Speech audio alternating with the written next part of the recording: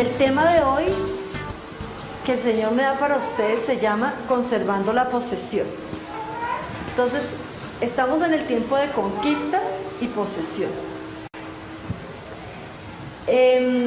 Una predicación pasada que se llama Es por ver o por la palabra, está todo el desarrollo. Ahora solamente vamos a dar una introducción porque es importante estar recordando y reforzando lo de la conquista para que nosotros sepamos dónde estamos, ¿sí? Y contemos con las herramientas y las estrategias para poder tomar posesión de lo que Dios nos ha hablado. Cuando el pueblo de Israel sale de Egipto, atravesando el desierto para llegar a la tierra prometida, empieza la conquista. ¿Cuándo empieza la conquista? Cuando ellos tomaron la decisión de obedecer a Dios y creerle y salir. Desde ese momento empieza la conquista. Pero ¿qué es lo que se conquista? El conocimiento. Es todo lo que nosotros hemos aprendido, pensado, creído, cómo vemos las cosas, cómo las interpretamos, cómo hablamos, cómo nos movemos, cómo tomamos decisiones. Eso es lo que nosotros tenemos que conquistar. Porque apartados de Dios, nosotros tomamos un conocimiento que era del mundo, que era del sistema del mundo, ¿sí? Que era del hombre. Y Dios lo quiere renovar, lo quiere cambiar. Proverbios 23:7 dice: porque cuál es su pensamiento en su corazón, tal es él. Pues como piensa dentro de sí, así es. ¿Sí? Eso nos dice Proverbios. O sea, lo que nosotros tenemos adentro, eso es lo que nosotros somos. Y por más que nosotros queramos taparlo, siempre con alguna manera va a salir y los otros lo van a ver. Primeramente nosotros y los otros. Segundo de Corintios 10:5 dice: destruyendo especulaciones y todo razonamiento altivo que se levanta contra el conocimiento de Dios y poniendo todo pensamiento en cautiverio a la obediencia de Cristo. Entonces, varias versiones, saqué el mismo versículo en varias versiones y dice: ¿qué es lo que Dios quiere destruir? Quiere destruir especulaciones, altanería, consejos, argumentos, y razonamiento, ¿sí? Él quiere destruir, o sea, nosotros estamos aquí recibiendo la palabra y en todo lo que nos movemos en Dios es para destruir eso. O sea, tenemos harto para destruir, ¿no? Y además, todo lo que se levanta en contra de la ciencia de Dios, todo lo que se levanta en contra del conocimiento de Dios, todo razonamiento altivo, toda arrogancia. Pero ¿para qué es eso? ¿Para qué se tiene que acabar con esto? ¿Esto para qué se tiene que destruir? ¿Por qué? Porque eso es lo que nos está impidiendo que nosotros conozcamos a Dios. Eso es lo que impide, ¿sí? Impide que conozcamos a Dios, que nuestro pensamiento sea sometido a Dios, que nosotros obedezcamos a Dios y que nosotros les enseñemos a las personas a obedecer a Dios. O sea, si yo estoy cautiva en mis pensamientos y no entro a la palabra, yo no le puedo enseñar a los demás que obedezcan a Dios, porque el que primero tengo que obedecer a Dios soy yo, ¿sí? Bueno, entonces decíamos que lo que tenemos que conquistar es el conocimiento, ¿sí? Ese conocimiento que nos tiene alejados de Dios. ¿Qué necesitamos nosotros para adquirir el conocimiento de Dios? O sea, ¿cómo es la manera que reemplazamos ese conocimiento humano que nosotros tenemos durante tantos años hemos tenido por el conocimiento de Dios? El conocimiento de Dios lo adquirimos por la revelación. O sea, el conocimiento de Dios es la revelación. ¿Sí? Porque por más que a nosotros nos enseñen y nos digan la palabra y nos sustenten y separen los mejores teólogos, si nosotros no tenemos la revelación, va a ser un conocimiento más. Y eso no nos va a acercar a Dios. Entonces necesitamos la revelación. Entonces, ¿cómo es el proceso? El Espíritu Santo nos da la revelación, ¿sí? ¿Qué nos revela? Nos revela el conocimiento que es la palabra, ¿sí? La palabra de Dios nos revela a Jesucristo. Y Jesucristo nos lleva a conocer a Dios. O sea que si el Espíritu no nos da el conocimiento, nosotros no podemos tener el encuentro con Cristo y mucho menos conocer a Dios para tener la relación y la intimidad. ¿Sí? Entonces, hoy vamos a partir de cero. ¿Sí? Vamos a hacer de cuenta que nosotros nunca habíamos escuchado hablar nada de Dios. No importa si llevamos 20 años en el Evangelio, si somos pastores hace otros 20 años, si nacimos en un hogar cristiano, ¿sí? Si tenemos el mejor ministerio y después de nuestro ministerio no hay otro. ¿Sí? ¿Para qué? Partamos de cero para nosotros entender qué es lo que nosotros hemos hecho desde que estamos en el Evangelio. Los que no tienen conocimiento del Evangelio, que para presentarles un Evangelio y decir, tomo una decisión. Los que ya llevamos mucho tiempo en el Evangelio y en algún momento nos quedamos estancados, ¿sí? Entonces, ¿qué es lo que nos tiene estancados para poder arrancar? Y los que llevamos 20 pero no hemos hecho nada, entonces para que el Espíritu nos revele que no hemos hecho nada, que hemos perdido ese tiempo, ¿sí? Entonces, y para tener ese encuentro con Él, ¿sí? Porque por más que, miren, yo se los digo, les doy fe, ¿qué es más duro? No tomar la decisión para recibir al Señor y seguir los caminos de Él, que estarnos resistiendo a lo de Dios y estar en el sistema del mundo. Es más duro.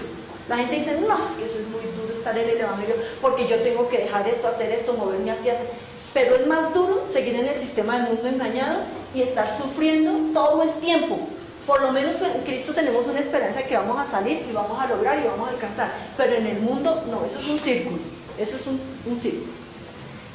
Entonces estamos en el mundo y el Señor se nos acerca. Dios se acerca a nosotros, no nosotros a Él. Él es el que nos vio, colocó sus ojos sobre nosotros, fijó sus ojos y nos llamó. Y Él dijo, es el tiempo, hoy es tu tiempo. Y Él se acerca a nosotros. ¿Sí? Hay un paso y recordemos, eso es de recordar. Hay un paso que es el quebrantamiento. ¿Cómo sé yo que fue Dios el que me quebrantó y no que yo estoy pasando una situación difícil por una decisión que tomé y estoy teniendo las consecuencias? ¿Cómo sé yo? Porque primero, antes de llegar al Señor, tiene que haber un quebrantamiento. ¿Sí? Tiene que ser quebrantada esa soberbia, ese orgullo, esa vanidad, ese engaño, esa mentira, esa manipulación, ese creer que yo soy suficiente y puedo hacer las cosas por mí mismo sin tener en cuenta a Dios. Eso tiene que ser quebrantado. Entonces, ¿cómo es? Cuando yo tomo una decisión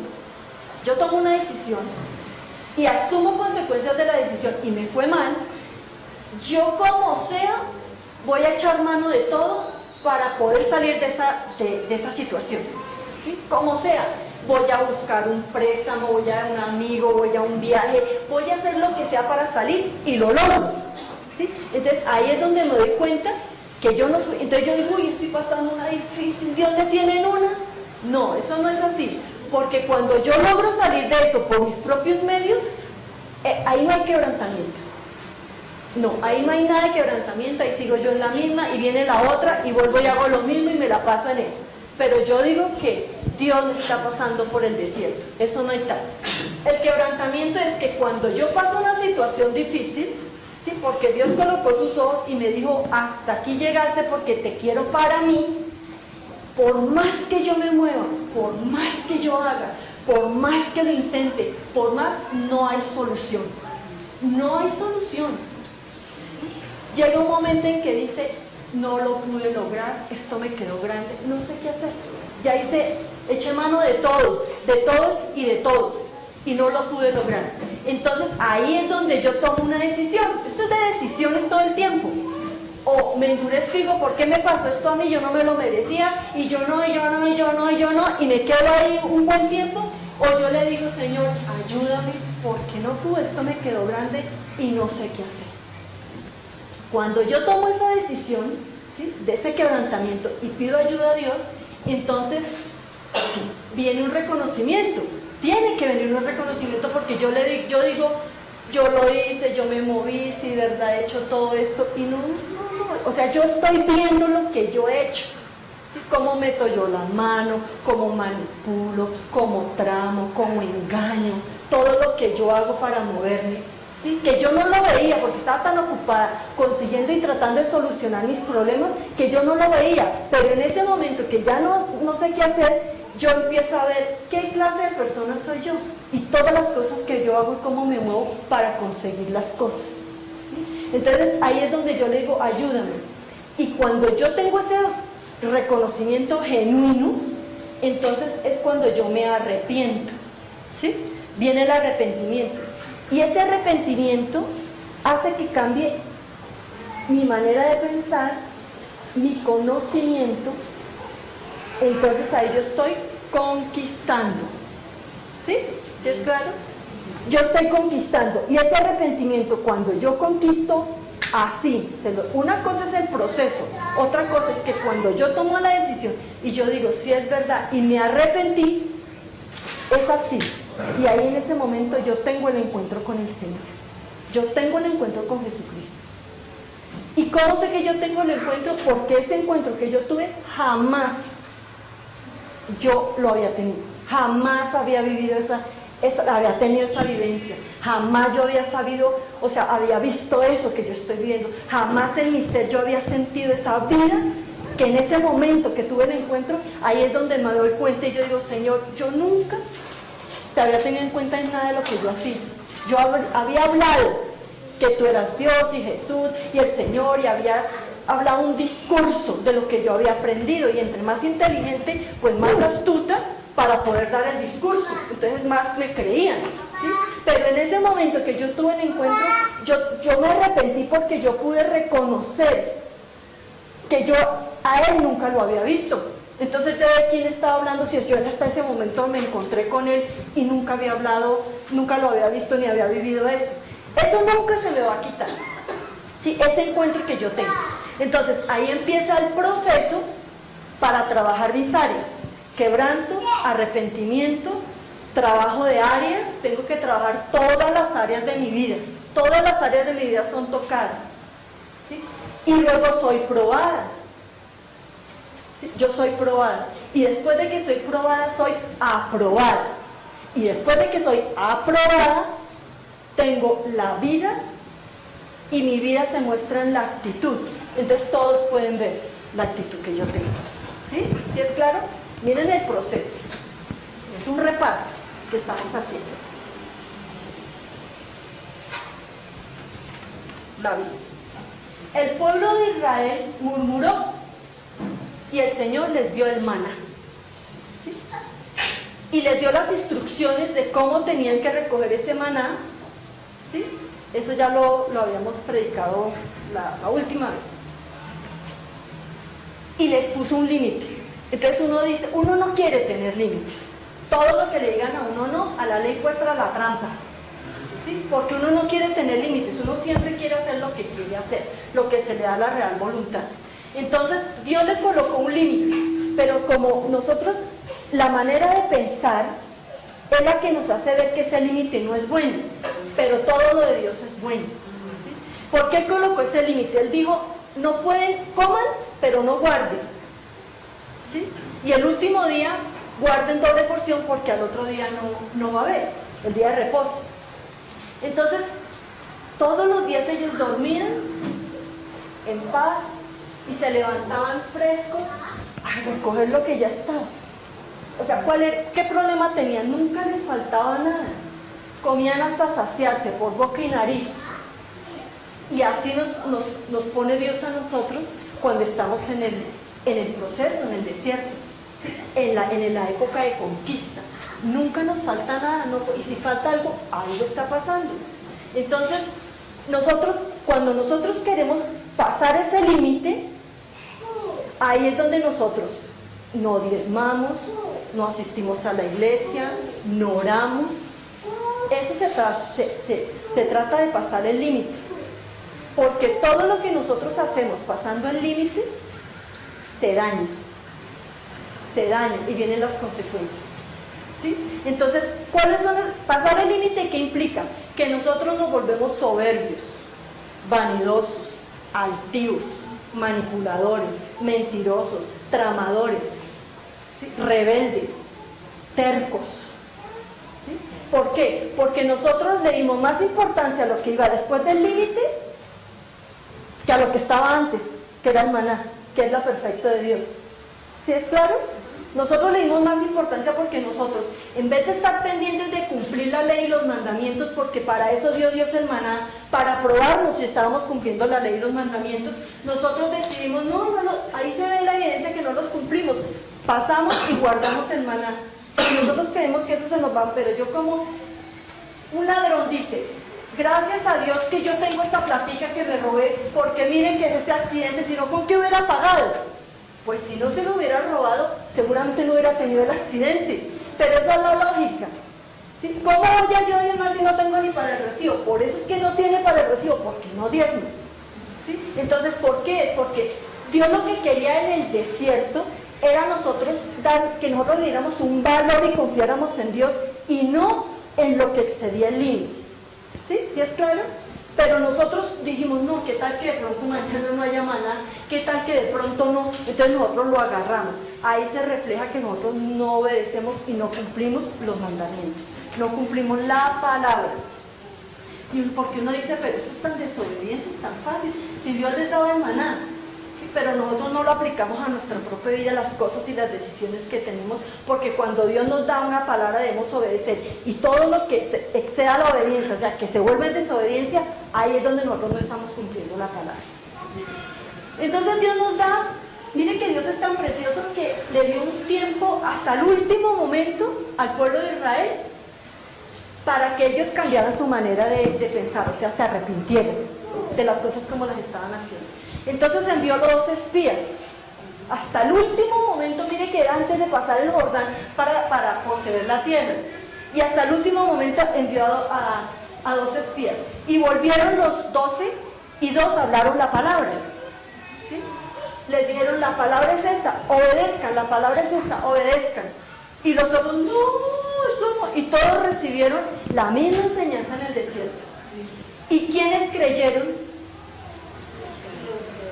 Los que creyeron la palabra pasaron, porque mire, uno no puede poseer si no tiene fe, y la fe es la palabra. No, eso no va a pasar, eso no es bíblico, que digan que yo pasé y entonces me colé ahí, no, pero ¿para qué? Si se va a morir, ¿sí? Eso le va a quedar grande, se va a morir, sin la palabra nosotros no podemos poseer, ¿sí? O sea, es una muerte segura. Entonces Dios nos da el hogar, nos da la iglesia y nos da un trabajo.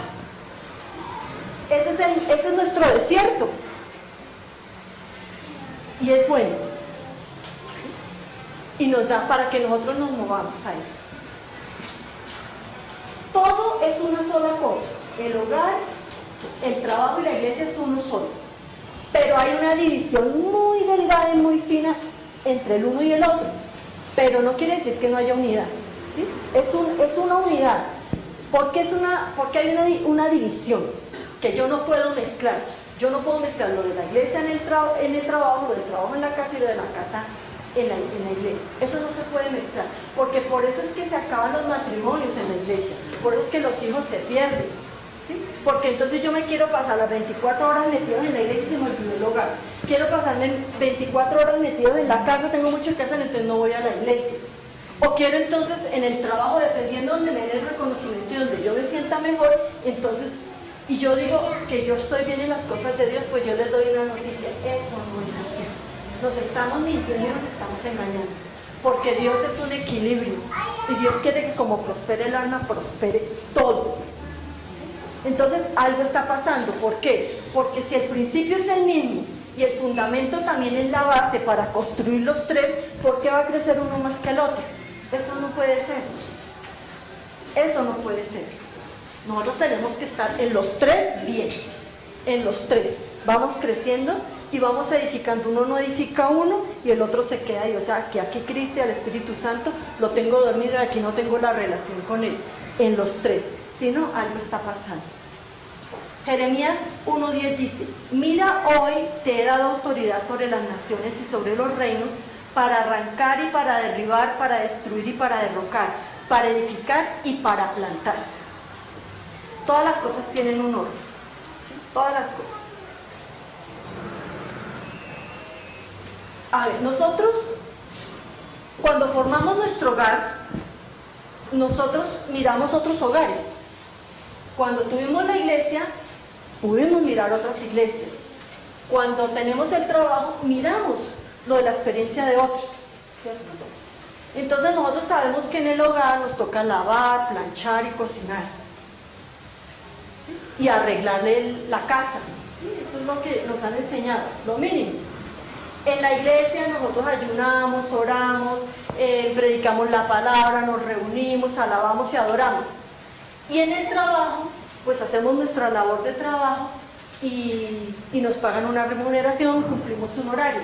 No quiere decir que en los tres no se pueda orar, que en la casa no nos podamos poner de acuerdo para ayunar y para hacer una vigilia, no. Lo que digo es cómo está establecido, ¿sí? Cómo está establecido.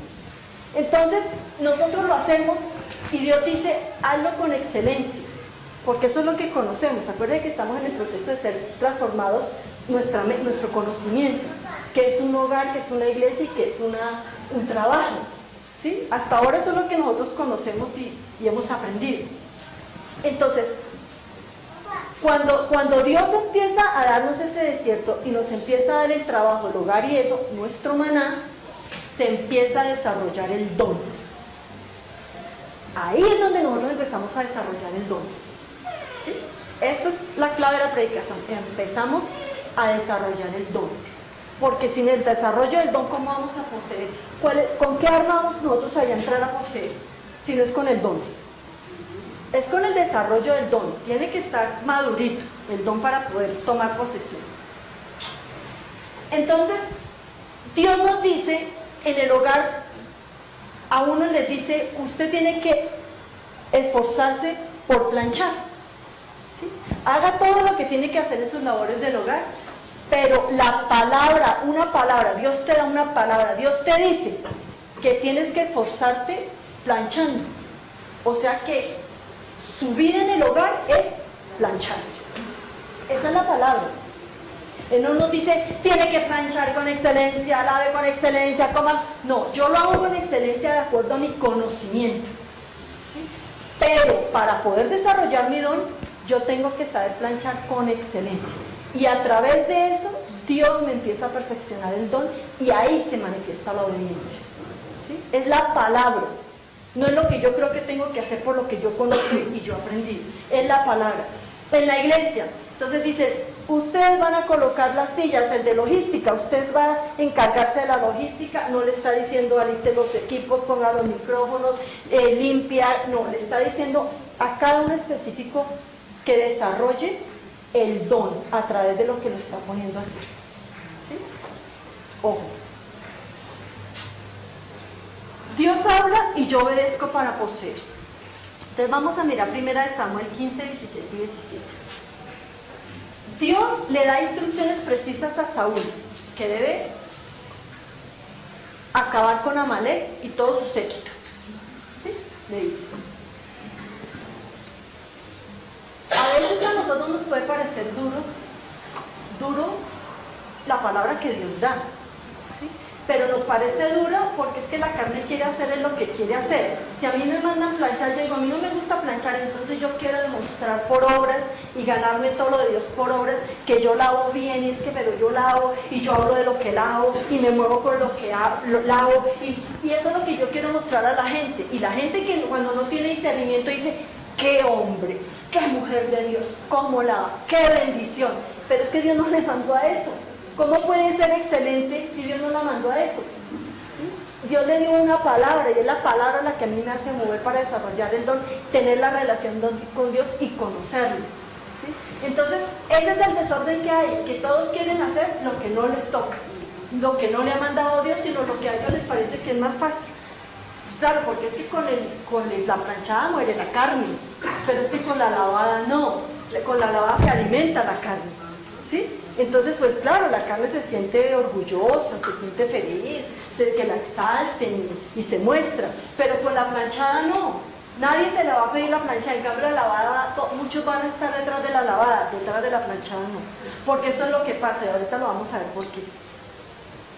Entonces, Dios le dijo Amalek era hijo de Saúl, ¿sí? Y cuando el pueblo de Israel estaba pasando el desierto,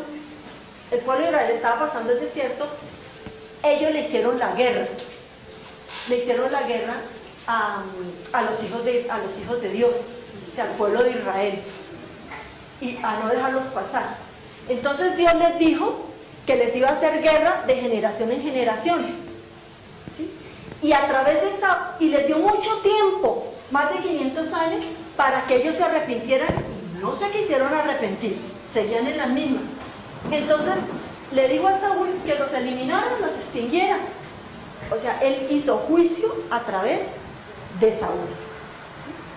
Entonces Saúl reunió a todo el pueblo y les dio a conocer las instrucciones de Dios, y contó a sus miles, ¿sí? A su ejército, y les dijo a los descendientes a los ceneos, que eran los descendientes por el lado de Jetro, el suegro de Moisés, ¿sí? Que ellos se fueran, porque no era contra ellos, porque ellos habían tenido misericordia con el pueblo de Israel cuando estaban pasando el desierto. Entonces, los que tuvieron misericordia con nosotros cuando atravesamos el desierto, Dios va a tener misericordia con ellos. Pero los que no tuvieron misericordia con nosotros, Dios va a hacer juicio sobre ellos. Les está dando tiempo que se arrepientan, ¿sí? Les está dando el tiempo, pero si no se arrepienten, Dios va a hacer juicio sobre ellos. Así de sencillo. Y nosotros no nos podemos poner a llorar. Ay, no, eso es ser un hipócrita, porque es que si Dios dice, es así, Dios no se equivoca.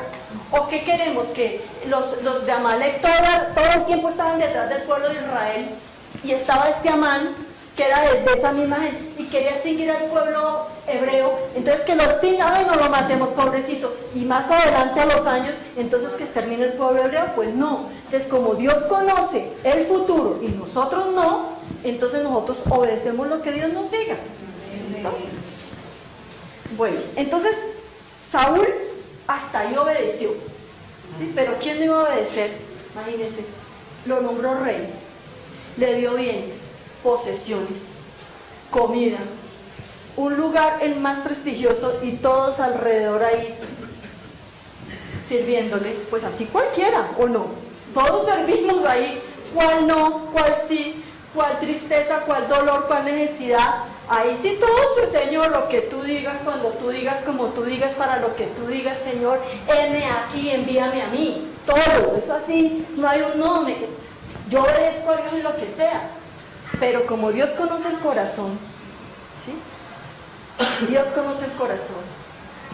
Entonces Saúl fue y mató y los extinguió a los de Amalek, pero se quedó con lo mejor del ganado y no mató al rey y a otros cuantos. Entonces Saúl casi fue obediente. ¿Sí? Saúl casi fue obediente, le faltó esto para ser obediente. Y entonces, o sea que Saúl no obedeció. Entonces, ¿detrás de qué estaba? ¿Cuál es la intención del corazón de Saúl? Él era un beneficio. Era interés, ¿cuánto vale? Era un beneficio. Era su beneficio propio. En ningún momento obedecer a Dios, en ningún momento agradar a Dios. Entonces, nosotros debemos ser agradecidos con Dios, con todo lo que Él nos ha dado. Gracias, Señor, por tu palabra. Gracias, Señor, por la muerte de Jesucristo en la cruz. Gracias por la resurrección. Gracias por el Espíritu Santo. Gracias por la palabra profética. Gracias por los sueños y las interpretaciones que tú nos das. Gracias, Señor, por los ministerios. Gracias, Señor, por las circunstancias. Gracias por todo lo que tú nos das y permites, Señor, que a través de eso nosotros entendamos y veamos quién eres tú y lo que tú quieres para nosotros, y no nos perdamos. ¿Sí? Gracias, Señor. Vino luego esta palabra del Señor a Samuel: me pesa haber hecho rey a Saúl, porque se ha apartado de mí y no ha cumplido mis palabras. Se apesadumbró Samuel y clamó al Señor toda aquella noche. Pues Samuel se entristeció, porque él quería que Saúl lo lograra y fuera un excelente rey, ¿sí? Pero entonces Saúl no quiso hacer juicio sobre Amalek, ¿sí? Porque dejó vivo a un rey y a unos cuantos para una nueva generación y los tenía que extinguir. Entonces a Samuel le tocó hacer juicio sobre Saúl, ¿sí? Sobre Saúl. Entonces madrugó Samuel y se fue al encuentro de Saúl y le avisaron a Saúl que Samuel iba. Y entonces Saúl sabía lo que había hecho. Saúl sabía lo que había hecho, ¿sí? Como cuando nosotros sabemos las cosas como las hacemos, ¿sí? Y se nos acerca el profeta y antes que nos saque a la luz. Bienvenido Samuel, ¿cómo estás? Mira, yo obedecí lo que Dios me dijo, yo lo obedecí, yo maté a los amalecitas, eso fue una guerra tremenda. Y él le dijo, ¿sí? ¿Y qué es lo que yo estoy escuchando? Unos animales por allá, vacas y ovejas, ¿qué es eso? ¿Qué será eso entonces? Y él le dijo, no, es que el pueblo, imagínense ese pueblo si es que desobediente, se quisieron quedar con las vacas y se quisieron quedar con las ovejas y se quisieron quedar con... No, eso fue el pueblo, como si el rey no fuera él, o sea, Jesús. Dios le toma cuentas al rey, pero el rey elimina a los que le desobedecieron, ¿sí? Así de sencillo. Sí, se cumplió la palabra. Entonces él le dijo, le tocó hacer a Samuel, darle dos cosas, darle la palabra a Saúl de que por ser desobediente y rebelde y por rechazar la palabra de Dios, Dios lo había rechazado como rey y lo quitaba como rey. Pero además tuvo que hacer el juicio sobre Amalek, terminar y matarlos. Y él le dijo, no quiero, Dios, ¿acaso es que Dios quiere sacrificios y no obediencia? Por cuanto rechazaste la palabra de Dios, Él también te rechazó. Y Samuel no aprendía. Mire que Dios no se equivoca. Dios hubiera podido esperar hasta el final, ¿sí? Y decir, pues dejémoslo que termine. Pero es que Samuel no tenía ninguna intención de arrepentirse. Saúl no tenía ninguna intención de arrepentirse, ¿sí? Seguían las mismas. Y miren ese juego de palabras para que nosotros tengamos discernimiento, que la gente cree que porque dice Dios, Dios tan lindo Dios, y adoremos y vamos y alabemos, es que son de Dios. No, ese es un lenguaje repetitivo que la gente ahora está utilizando, pero miren lo que decía Saúl. Saúl le dijo a Samuel, he pecado, pues he desobedecido a Dios, el mandamiento del Señor y tus palabras, porque temía el pueblo y consentía la voz de ellos. Perdona pues ahora mi pecado. Entonces uno dice, ay, tan lindo Saúl, se arrepintió, ahora como que sí ya entendió Saúl. ¿Y mentiras? No había entendido. Le dice, yo he pecado. Sí, ya reconocí. ¿Listo, Samuel? A veces nosotros creemos, que nosotros le podemos meter los dedos a la boca al profeta. Y no hablo solo al profeta de aquí de la iglesia, sino a los profetas en general, ¿sí? Porque es que Samuel amaba a Saúl, lo amaba, pero amaba más a Dios. Y Samuel hacía era lo que Dios le dijera, a pesar de que lo lloró y lloró y lloró y lloró por Saúl. ¿Sí? Pero él obedece. Y ese es el comportamiento de muchos que creen que cuando Dios da una palabra, uno le puede torcer el brazo a Dios para que cambie la palabra a mi favor y me diga, no me diga eso, yo ya me arrepentí y lloro con lágrimas de cocodrilo y hago, y no. Si de verdad Saúl, Dios que conoce todo nuestro futuro, hubiera sabido que en algún momento él se iba a arrepentir, seguramente no da esa palabra al comienzo, ¿cierto? Sino lo va trabajando y lo va ayudando para el arrepentimiento. Pero como él todo lo conoce y sabía que no era así, entonces lo quitó. ¿Para qué lo quitó? Para que el pueblo se diera cuenta lo que había elegido. Para que Samuel también se diera cuenta, ¿sí? Que Dios no se equivoca. Y para que Saúl también se diera cuenta. ¿Sí? Porque a veces se les dice y no creen que es así. Mire, tengan cuidado por eso. No, a mí no me parece. Sí, eso puede ser de Dios, pero tampoco. A mí no me parece. Yo no creo eso. No creen la palabra de Dios. Entonces le dice, sí, yo he pecado, pero te ruego que me honres delante de los ancianos de mi pueblo y delante de Israel, y que vuelvas conmigo para que adore al Señor tu Dios, dijo Saúl. Entonces uno dice, sí, pues habla de adoración, habla de pecado, lo reconoce, pero él no reconocía, él lo que no quería era que se dieran cuenta los del pueblo que él había pecado y que ya lo habían desechado. Entonces, la fácil, al lado del profeta, que respalda lo que yo hago, entonces, porque él fue el que lo ungió, entonces aquí paso y nada pasó, nadie se dio cuenta. ¿Sí? O sea, mire que no tenía ninguna intención de arrepentimiento. Y el profeta va, ¿sí? De eso uno dice, no, pero es que Dios no se da cuenta de lo que yo hago, porque si se diera cuenta, porque el profeta va a ir conmigo a adorar y a ofrecer sacrificios. El profeta no se da cuenta, es que el profeta es bobo. Yo hago lo que hago, eso no se da cuenta. Y el profeta iba a terminar el juicio que Saúl no quiso. Y después de eso, nunca más volvió a ver a Saúl, dice la palabra. Nunca más lo volvió a ver.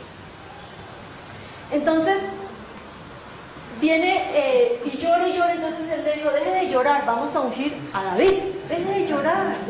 Lo amaba, es que él lo amaba. ¿Sí? Y le dijo, deje de llorar y vamos a ungir a David. Entonces, bueno, fueron a ungir a David. Y David es elegido. Entonces, Saúl fue elegido por los hombres, ¿sí? Pero David fue elegido por Dios y ungido por Dios. ¿Sí? Esa es la diferencia. Entonces la palabra dice, si se humillare mi pueblo sobre el cual mi nombre es invocado, y oraren y buscaren mi rostro, y se convirtieren de sus malos caminos, entonces yo iré desde los cielos y perdonaré sus pecados y sanaré la tierra. Eso es lo que Dios quiere con nosotros, ¿sí? Que nosotros nos arrepintamos y Él todo el tiempo nos está dando palabra y nos está diciendo para que nosotros lo hagamos. Entonces, ¿qué quiere decir? O sea, que como el pueblo eligió a Saúl y fue ungido por Dios, y David fue elegido por Dios y ungido por Dios, entonces David no falla, no puede fallar porque fue elegido por Dios. No, eso no quiere decir eso, ¿cierto? Porque David luchó, David huyó, David falló. Pero ¿sabe qué era lo que tenía David? La palabra dice que David tenía el corazón conforme al corazón de Dios. Entonces, ¿cómo así si David tenía el corazón conforme al corazón de Dios? Entonces, ¿por qué él hizo lo que hizo? Eso no puede ser. Y nosotros, ¿por qué somos tan carnales y somos tan juzgadores cuando leemos la palabra? ¿Por qué nosotros interpretamos así la palabra? ¿Sí? Porque nosotros no vemos que David se quedó en silencio con la disciplina de Dios. Él se quedó callado con una disciplina que yo creo que muchos de nosotros, yo no sé si la podríamos soportar. Y fue la muerte de su hijo. ¿Sí? Pero nosotros no vemos eso. O sea, si nosotros viéramos la palabra así, se nos quitaría ese juzgamiento cuando una persona cae, ¿sí? O una persona falla. Y nosotros diríamos, David se quedó callado, se postró de misericordia, no le dijo nada a Dios. Y cuando Dios hizo su disciplina y murió su hijo, él se levantó y dijo, ya Dios lo hizo, y fue, y le sirvió, le alabó, y ya, hasta ahí fue, ¿sí?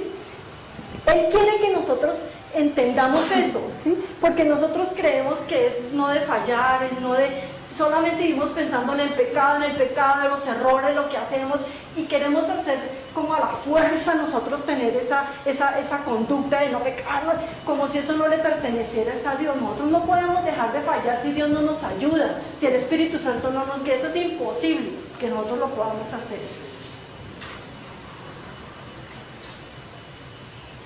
Cuando Dios nos da una palabra, Él nos da la manera de hacerlo, el cómo, a través del Espíritu Santo. Entonces no hay disculpa. Miren lo que dice Samuel 16:2. Samuel preguntó, ¿cómo iré? Si Saúl lo supiera, me mataría. El Señor respondió, toma contigo una becerra de la vacada y di, a ofrecer sacrificio al Señor, he venido. Invita a Isaí al sacrificio y yo te enseñaré lo que has de hacer. Me ungirás al que yo te diga. Y no le dijo más. ¿Sí? Porque Samuel tenía miedo y de pronto se delataba. Y ahí se ve que Saúl no tenía ninguna intención de soltar el reino. ¿Sí? Ya lo habían desechado, ya le dijeron que ya no más, que ya no estaba ungido, que ya se le quitó la unción. Y él estaba aferrado a su reinado y a sus dominios, a sus riquezas, a sus posesiones y a su ejército. Imagínense, nosotros Dios nos dé algo y después nos lo pidan y nosotros y hacemos todo y nos movemos carnalmente y eso aquí nadie me lo quita, por encima de mi cadáver. Y decimos que si amamos a Dios, que si hacemos la voluntad de Dios y queremos lo de Dios, ¿sí? Hay algo que es seguro y es que lo que Dios a nosotros nos da, nadie nos lo puede quitar. Nadie nos lo puede quitar. Solamente Dios, si nosotros le desobedecemos. Entonces uno dice, pero Dios no se arrepiente, Dios no miente, entonces ¿por qué le quitó? Él se lo dijo desde un comienzo, le dijo, si tú no me obedecieres, si no haces lo que yo digo, viene esa consecuencia. Él lo avisa, Él nos habla a nosotros muy claro las cosas como nosotros las tenemos que hacer. Entonces eso nos enseña que nosotros no podemos tomar por la fuerza lo que Dios nos da de buena voluntad, ¿sí? Porque es que cuando yo leía eso, yo le decía, Señor, pero mira, David, uno lo mira en el sistema. Él ya no era rey, ¿cierto? Él ya no era rey por mandato de Dios, pero seguía reinando, ¿sí? Saúl. Pero David fue nombrado rey y esperó, él tenía que trabajar algo antes de tomar posesión. Miren que si es posesión, no es conquista, porque él ya había conquistado con sus ovejas, ya había desarrollado el don y él iba a tomar era posesión, porque uno toma posesiones de lo que es de uno, ¿sí? Uno conquista lo que no es de uno, pero toma posesiones ya lo que es de uno. Entonces él iba a tomar posesión. Y mientras tanto se iba moviendo, y decía, esto es mío, venga para acá, esto es mío, venga, iba tomando posesión.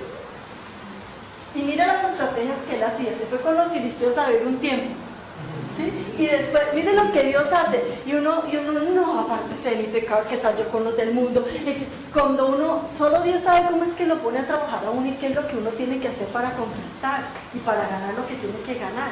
Y él iba, conquistaba, hacía más seguidores y luego volvía ahí donde estaba, por allá dando una vuelta. Y nadie se daba cuenta de lo que él estaba haciendo, porque como los mataba a todos para que no quedaran testigos, que le fueran a decir a los filisteos lo que estaba haciendo David. ¿Sí? Entonces, y así fue que empezó a incrementar su reino, a tomar posesión de su reinado. Entonces vamos a ver el ejemplo de Goliat, ¿sí? Ya para terminar. La clave, Dios preparó a David, ¿sí? Al cuidado de las ovejas. Dios eligió a David y Dios lo ungió, ¿sí? Esa es la clave para poder derribar un Goliat.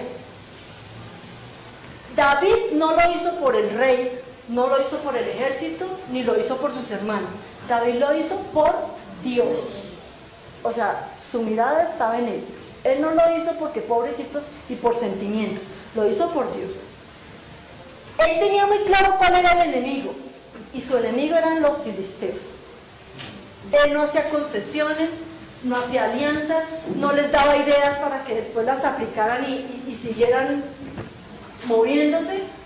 Él tenía muy claro, mi enemigo es mi enemigo, mi Dios es mi Dios, y yo lo que veo es que él no adora el mismo Dios que yo adoro. Entonces no me interesa conocer cuáles son los dioses para decir, usted adora al Dios. No, a mí no me interesa. Yo, por su lenguaje, por su comportamiento, por lo que usted hace, por lo que usted se mueve, usted no adora al mismo Dios que yo adoro, al que yo conozco, porque David conocía a su Dios. Y David no trató de ser quien no era, ¿sí? David era el que era, ¿sí? Porque él dijo, yo nunca lo practiqué, yo no sé cómo es ponerme esa armadura y manejarla y poder ir a pelear con una armadura, yo eso nunca lo practiqué, entonces yo mejor me quito eso porque eso yo no soy. Entonces, si Dios nos prepara y desarrolla nuestro don, nosotros cuando vamos a tomar posesión no lo podemos dejar a un lado para decir, ay, la mejor estrategia del mundo, entonces ya la voy a tomar para poseer, porque eso no va a pasar, ¿sí? No nos podemos mezclar. Entonces, ¿ustedes recuerdan cuáles son las 3 características que Dios le dio al pueblo de Israel antes de cruzar el Jordán para tomar posesión de la tierra? Cuando envió los espías, que les dijo que cuando fueran a mirar la tierra, ¿qué tenían que hacer? Les dijo, miren los hombres, ¿cómo son? Débiles, fuertes. Miren el fruto, si hay fruto o no, porque si no hay fruto, ¿para qué vamos a conquistar? Nos vamos para otro lado, o sea, eso no sirve. Y miren las edificaciones, ¿cierto? El terreno donde se van a mover. La Biblia nos habla por todos los ejemplos lo mismo, y con David no fue la excepción. Cuando David estaba pastoreando sus ovejas, ya llegó el tiempo en que tenía que salir porque ya había sido preparado y desarrollado su don. Entonces Isaí le dijo, el papá, le dijo, vaya a llevar esta comida a sus hermanos y mire cómo están y tráiganme una muestra de algo de ellos para yo saber cómo están. Y David madrugó, se cargó su comida y se fue para allá. Cuando él llegó, entonces él empezó a observar el terreno, porque eso era lo que él hacía cuidando las ovejas, porque si no lo cuidaba, venían los lobos y se las comían, venían los osos, ¿sí? Entonces él ya, o sea, él tenía desarrollado eso. A él no le dijeron, vaya y cuando llegue allá, mire, no, ya lo tenía desarrollado. Entonces él llegó a mirar todo cómo se movía. Entonces miren lo que notó.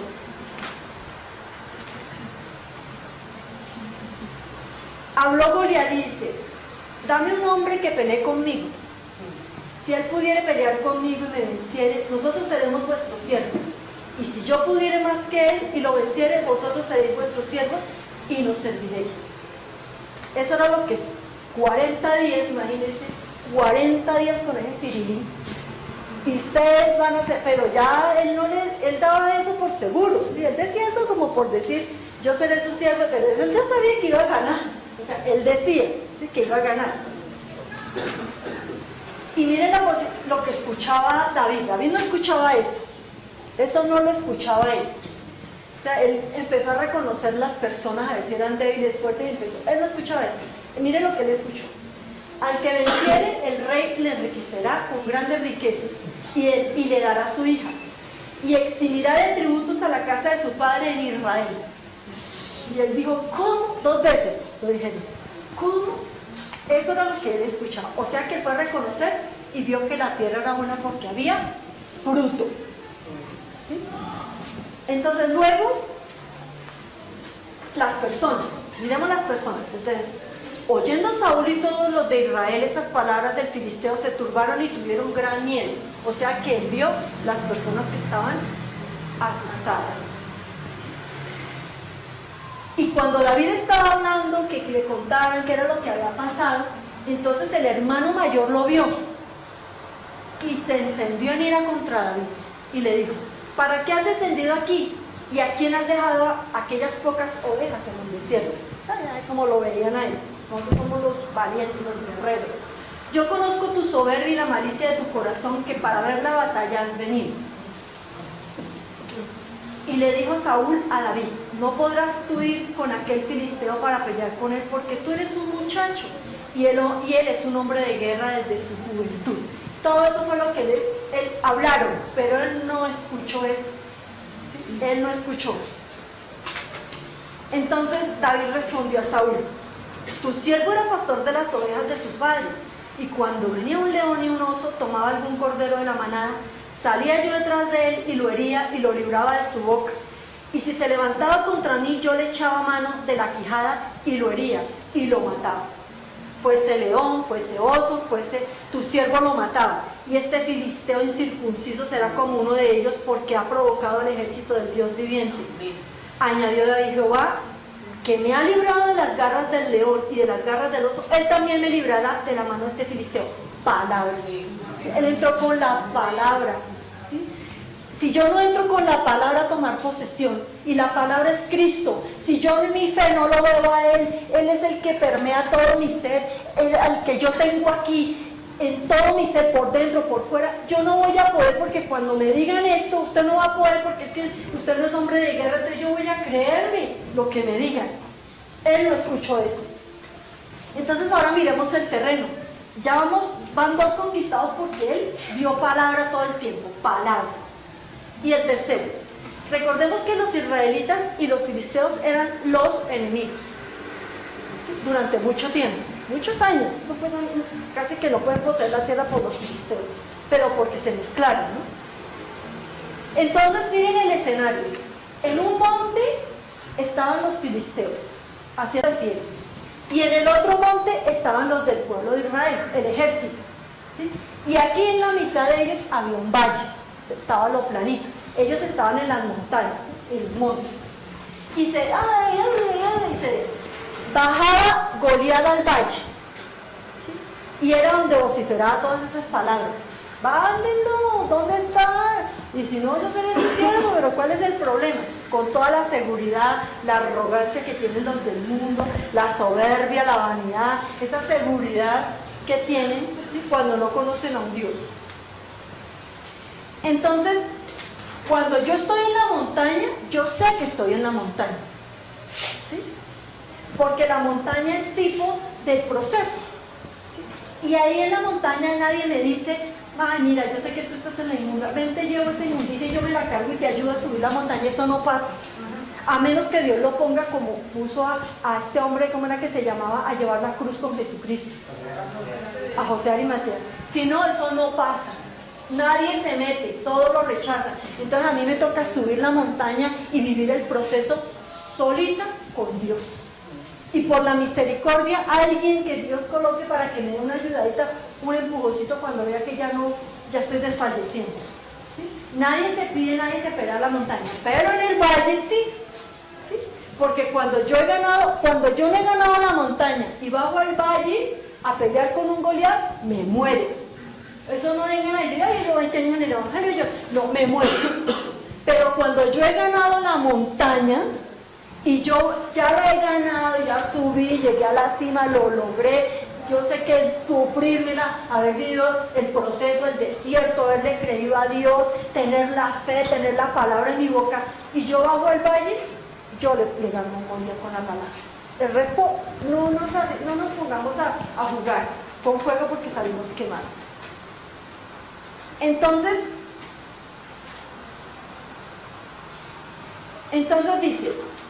le dice David a Goliat: tú vienes contra mí con espada, lanza y jabalí, pero yo voy contra ti en el nombre del Señor de los ejércitos, el Dios de los escuadrones de Israel, a quien tú has provocado. El Señor te entregará hoy en mis manos, yo te venceré y te cortaré la cabeza, y hoy mismo entregaré tu cuerpo a los cuerpos de los filisteos, a las aves, y los cuerpos de los filisteos a las aves del cielo, y a las bestias de la tierra. Y sabrá toda la tierra que hay Dios en Israel. Y toda esta congregación sabrá que el Señor no salva con espada ni con lanza, porque del Señor es la batalla, y Él los entregará en nuestras manos. La palabra. Yo no puedo hablar palabra, imagínense, o yo la tengo grabada en mi corazón o no la tengo grabada, porque en ese momento sale lo que yo tengo adentro. O salgo corriendo, o me arrodillo y imploro que no me vaya a matar, o saco palabra. Entonces, por eso es que nosotros no podemos ir a poseer sin palabra, ¿sí? Entonces, cuando él le dijo eso, pues el filisteo se levantó, y el filisteo se levanta y echó a andar para ir en contra de David, imagínense. Entonces, hay tiempo en la palabra, pero también hay tiempo de actuar. En el terreno nosotros nos tenemos que mover, ¿sí? La palabra es hablada, pero también es hecha, se hace, es una vivencia. Entonces aconteció, se echó a andar al encuentro de David, y David se dio prisa, dice, y corrió a la línea de batalla contra el filisteo. Y metiendo a David su mano en la bolsa, tomó de allí una piedra y la tiró con la honda, e hirió al filisteo en la frente, y la piedra quedó clavada en la frente y cayó sobre su rostro en tierra, y lo mató. Y toda la palabra que él había hablado se cumplió. Recibió la esposa, los impuestos, exentos de impuestos, lo nombraron, bueno, empezó su proceso, porque nosotros cuando vemos ya empezó el proceso de David. Entonces, en conclusión, cuando Dios habla, yo obedezco. Y cuando Dios promete, Él lo cumple. Entonces, nosotros decidimos creerle a Dios y Él se manifiesta. Él es la fe y Él se manifiesta. Pero nosotros tenemos que tomar una decisión. El Señor les bendiga, hermanos. Nos vemos el próximo viernes. Su pacto es conmigo.